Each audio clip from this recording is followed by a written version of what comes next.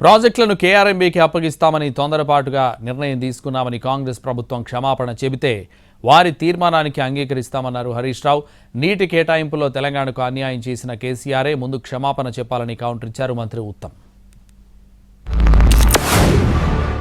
అన్నిట్లలో కూడా స్పష్టంగా మీరు అప్పచెప్తామని ఒప్పుకున్నారు. అది కూడా మీరు ఎప్పుడు చేరుకున్నారు? మేము బయటకు వచ్చి పోరాటం చేస్తామని మిమ్మల్ని గట్టిగా ప్రశ్నించిన తర్వాత ఇవాళ అసెంబ్లీలో తీర్మానం పెట్టారు. అయితే అధ్యక్ష, నేను ఒక విషయం రిక్వెస్ట్ చేస్తున్నాను మీతో. మీ తీర్మానానికి మేము సంపూర్ణంగా మద్దతు తెలియజేస్తాం. కానీ మీరు దీనికంటే ముందు జరిగిన 2 మీటింగుల్లో బోర్డుకు అప్పచెప్తామని తొందరపాటున ఒప్పుకున్నాము, తప్పైంది అని క్షమాపణ కోరి అడగండి. Yes, we will support. మీరు క్షమాపణ చెప్తే అది మీ హుందాతనము, మీ గౌరవం.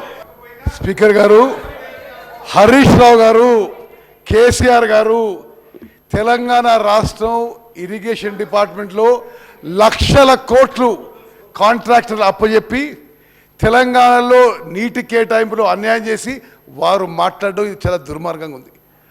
అసలు నీటి కేటాయింపులో 299 టీఎంసీలు మీరు ఒప్పుకున్నారా? ఇంకో ఒప్పుకున్నారు?